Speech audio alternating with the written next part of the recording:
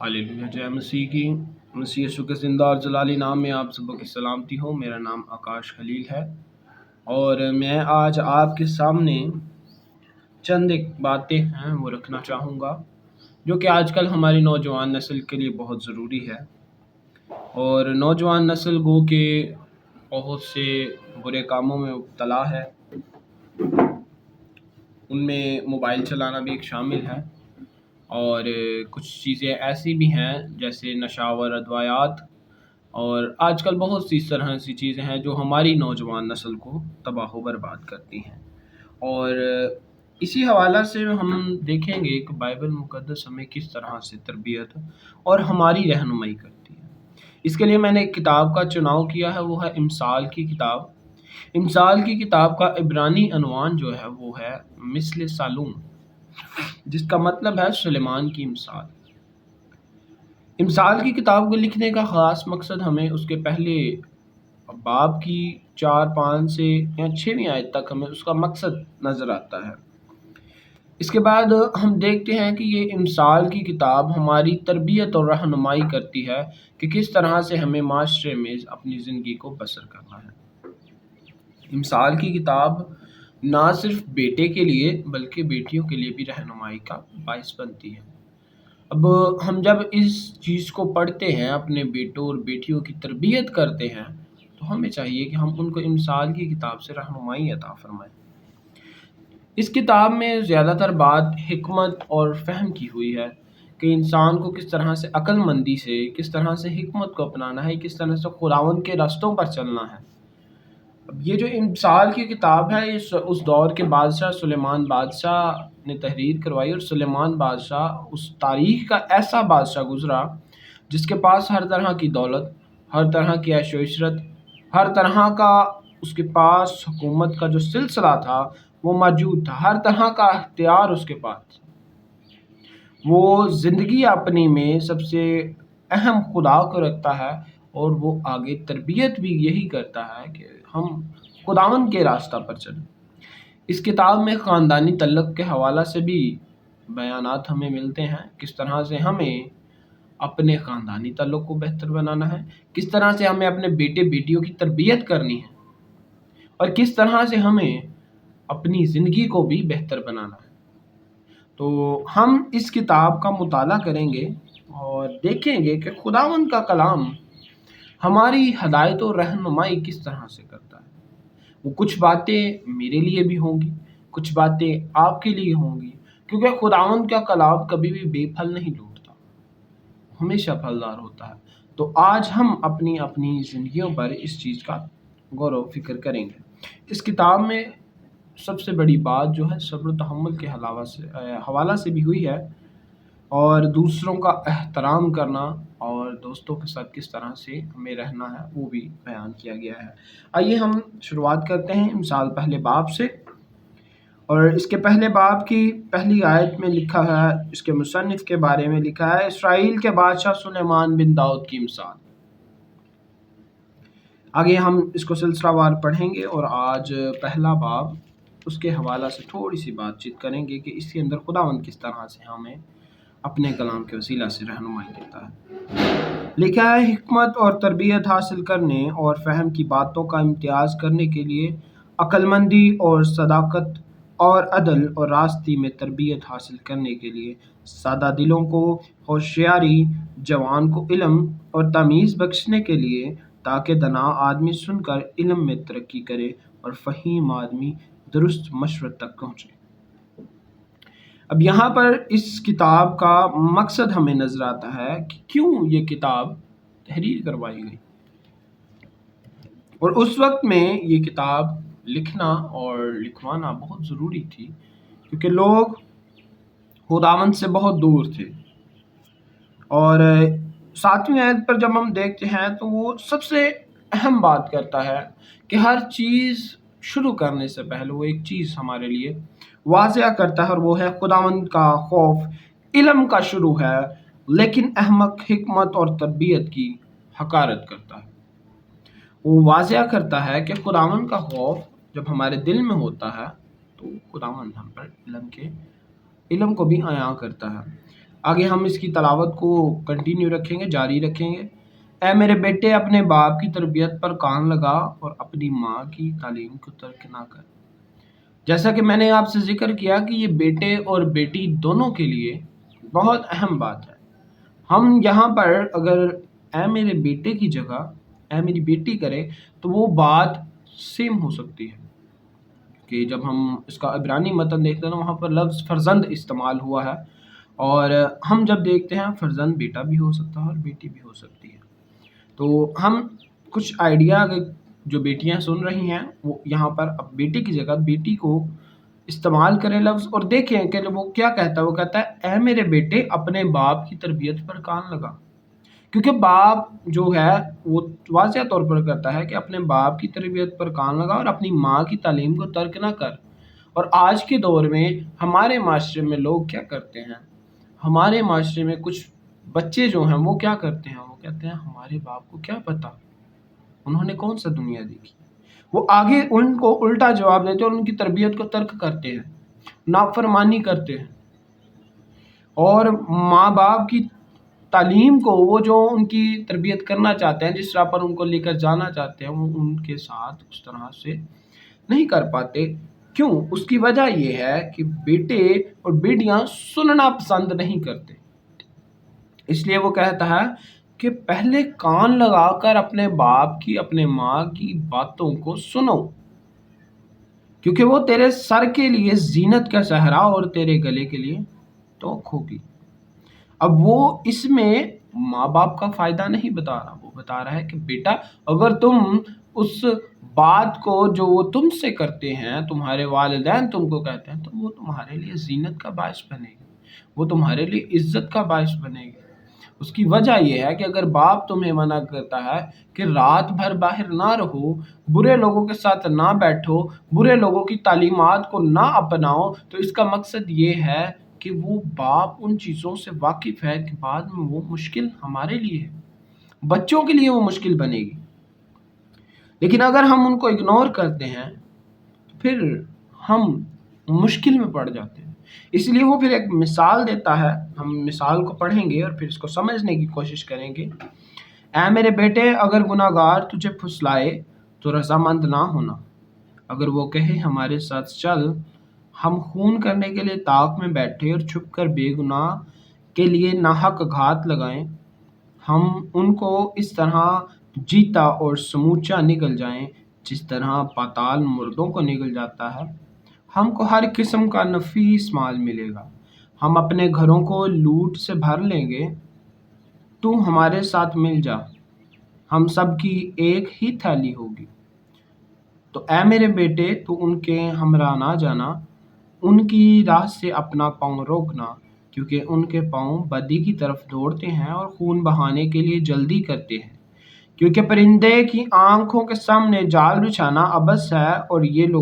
لوگ تو اپنا ہی خون کرنے کے لیے طاق میں بیٹھے ہیں اور چھپ کر اپنی ہی جان کی گھات لگاتے ہیں۔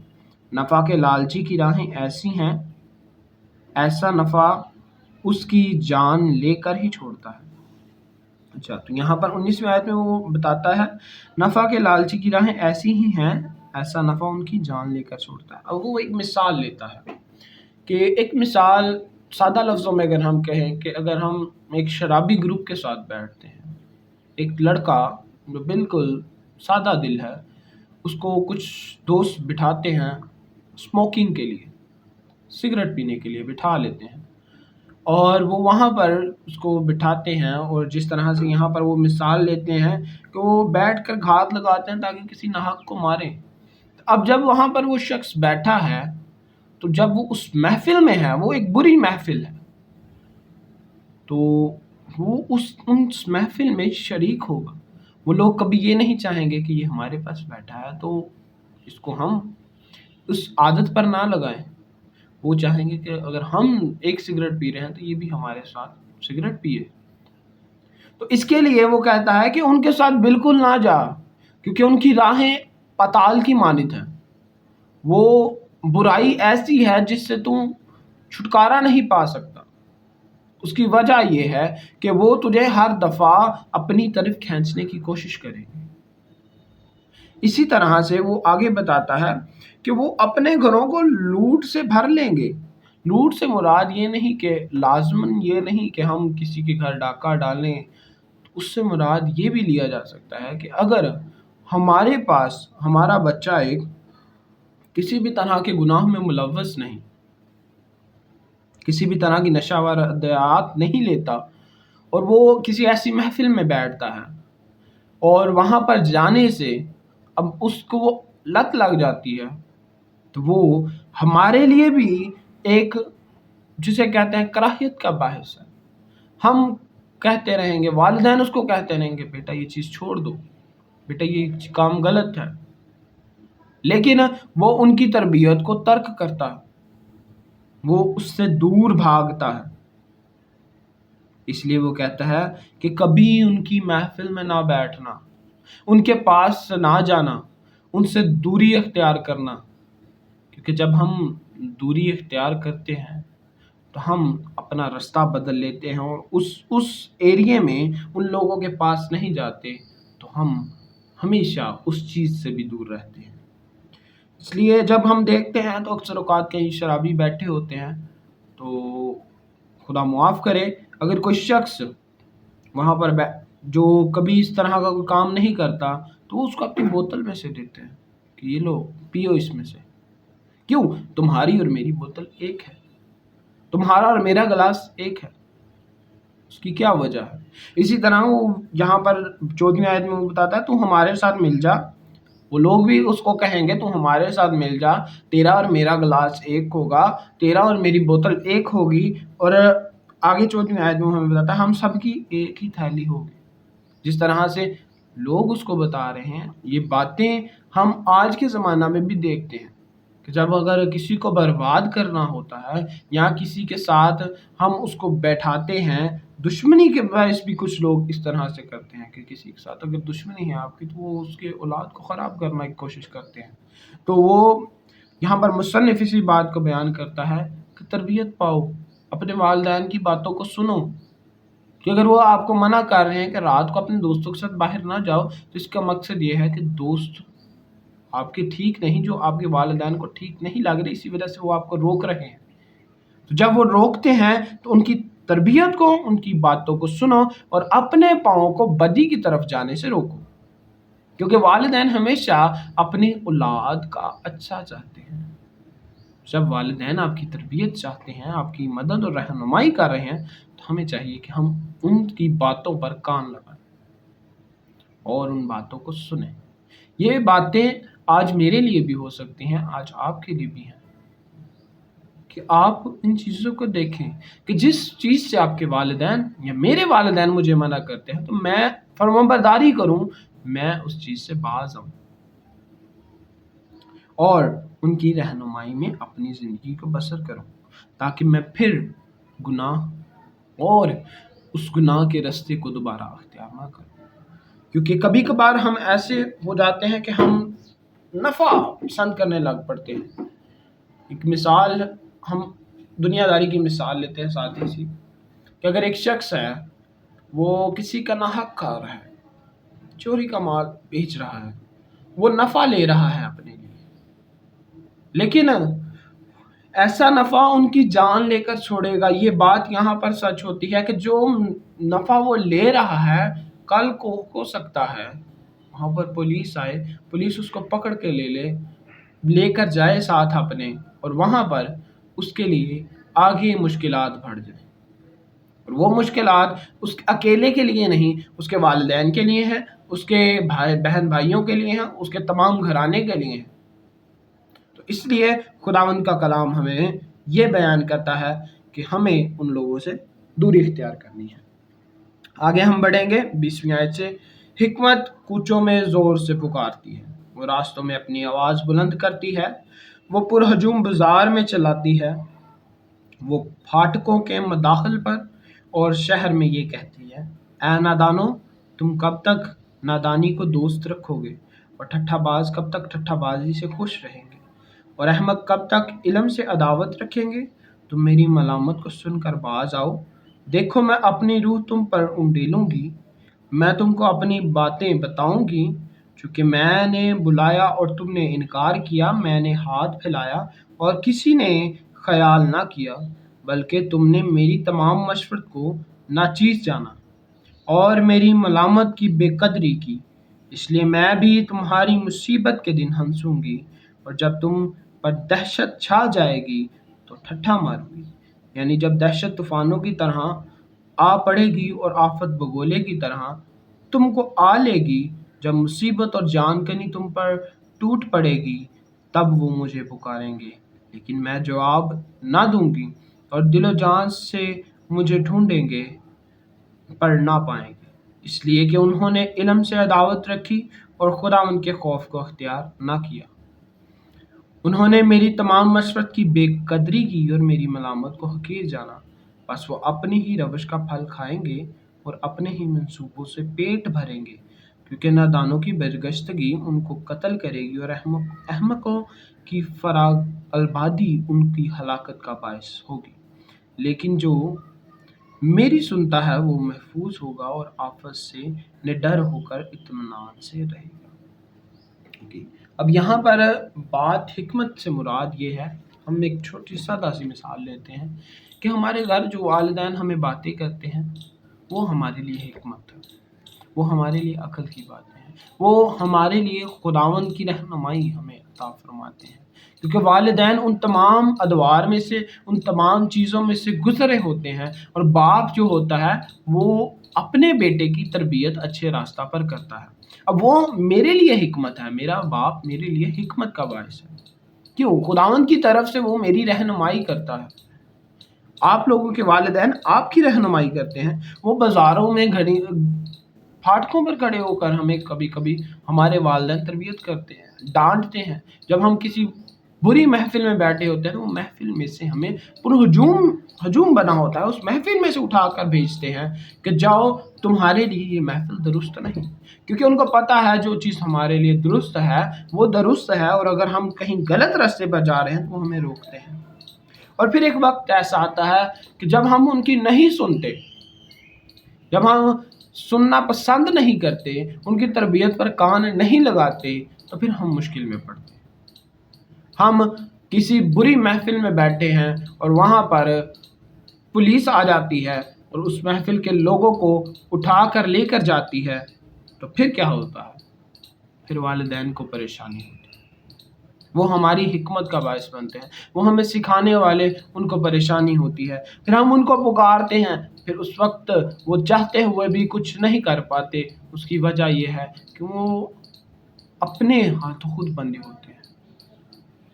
کیونکہ اپنے بیٹے کو انہوں نے تربیت دی، انہوں نے آوازیں لگائی کہ بیٹا یہ کام غلط ہے، لیکن ہمارے بیٹے نے اس وقت نہیں سنی۔ اور کچھ والدین جو ہوتے ہیں وہ تھوڑی سی سختی پھر اس وقت برتتے ہیں، وہ کہتے ہیں کہ ہمارے بیٹے کی ذرا تربیت اب ہونے دو، جب وہ مشکل میں پڑا ہے تو مشکل میں اب ذرا اس کو تھوڑا سا وقت گزارنے دو، پھر ہم اس کی مدد کریں گے۔ اور یہی بات وہ کر رہا ہے کہ حکمت پکارتی ہے، ہم اس کو پکارتے ہیں، مشکل میں پڑنے پہ ہم پکارتے ہیں والدین کو، اپنی حکمت کو پکارتے ہیں کہ اے خداوند، یا اے میرے ابا میری تو حفاظت کر، مجھے اس مشکل سے نکال، لیکن پھر اس وقت ہماری سننے والے بہت کم ہوتے ہیں، کیونکہ پہلے ہم ان کی نہیں سن رہے تھے، اب وہ ہماری نہیں سن رہے، پھر ہم اپنے ہاتھوں کیے کاموں کی وجہ سے پھنستے ہیں۔ جب ہم پھنس جاتے ہیں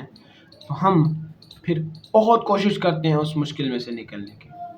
لیکن جو شخص، جو بیٹا، جو بیٹی اپنے والدین کی بات کو سنتا ہے وہ نڈر ہو کر اطمینان سے رہتا ہے، اور اس کی وجہ یہ ہے کہ وہ اپنے والد کی، وہ اپنی حکمت کی، وہ اپنے ان تمام طریقہ کاروں کی جو اس کے والدین نے اس کو بتایا ہے ان کے مطابق زندگی بسر کر رہا ہے۔ جب وہ اپنی زندگی کو درست کرتا ہے تو اس کے والدین کو بھی خوشحالی، اس کے گھر والوں کو بھی خوشحالی، اور وہ سب نڈر ہو کے اطمینان سے رہتے ہیں، اور ان کو کبھی بھی کسی بھی طرح کی کوئی مشکل پیش نہیں آتی۔ خداوند ہمیں اس کلام کے وسیلہ سے برکت دے، اور ہم کوشش کریں گے ان باتوں پر غور کرنے کی کہ جب ہمارے والدین خداوند کی طرف سے ہم سب پر مقرر ہے، ہمیں حکمت کے طور پر وہ سکھاتے ہیں، بتاتے ہیں چیزیں، تو ہم ان کی فرمانبرداری کریں اور ہم ان کی فرمانبرداری کے ساتھ اور ان کی تمام تر باتوں کے اوپر کان دھریں، اور جب ہم ان کی باتوں پر کان کو لگاتے ہیں، ان کی باتوں کو ترک نہیں کرتے، ان کی تربیت کے مطابق زندگی بسر کرتے ہیں، تو ہم سرفرازی پاتے اور اطمینان سے زندگی بسر کرتے ہیں۔ آئیے ہم اپنے سروں کو جھکائیں اور دعا مانگیں گے ان سب لوگوں کے لیے جو خداوند سے اس وقت دور ہیں اور وہ اپنے والدین کی باتوں کو ترک کر رہے ہیں۔ ہم دعا کریں گے کہ خداوند ان کے دلوں کے اندر رہنمائی کو ڈالے، ان کوشش کرے، وہ سب اپنی اپنی زندگیوں میں کوشش کریں کہ ہم اپنے والدین کی آواز کو، والدین کی باتوں پر کان لگائیں اور ان کی تربیت کو اپنی زندگیوں میں اپنائیں، اور جو کمیاں کمزوری ہم میں ہے ان میں خداوند ہماری رہنمائی کرے۔ کلام ہمیں بیان کرتا ہے کہ ہمیں ان کی باتوں، ان کی حکمت، ان کی تربیت اور ان کی سب باتوں پر کان لگانا ہے، تب جا کر ہم اپنی زندگی میں سرفراز کرتے ہیں۔ قدوس قدوس بہرور کے خالق اور مالک، ہم تیرا شکر کرتے ہیں۔ اے خداوند، آج ہم نے سیکھا کہ کس طرح سے ہمیں اپنے والدین کی باتوں پر کان لگانا ہے، وہ ہمارے لیے حکمت ہے، وہ ہمارے لیے اے خداوند سرفرازی کا باعث ہے۔ خداوند ان کو تو ہم سب کے لیے ہمیشہ قائم کرتا ہے، تو ہم سب کی تربیت کرتا ہے، اور اے خداوند ان کی تربیت کو اوپر اے خداوند ہمیں چلنے کی تنقید کرتا ہے۔ اے خداوند، ہم تیرا شکر کرتے ہیں اور دعا کرتے ہیں جو اے خداوند اپنے والدین کی تربیت کو اے خداوند ترک کرتے ہیں، ان کی باتوں پر کان نہیں لگاتے، اے خداوند ہم دعا کرتے ہیں کہ ان کے دلوں میں یہ بات ڈال کہ وہ اے خداوند اپنے والدین کی باتوں کو سنیں اور اے خداوند تربیت پذیر ہوں،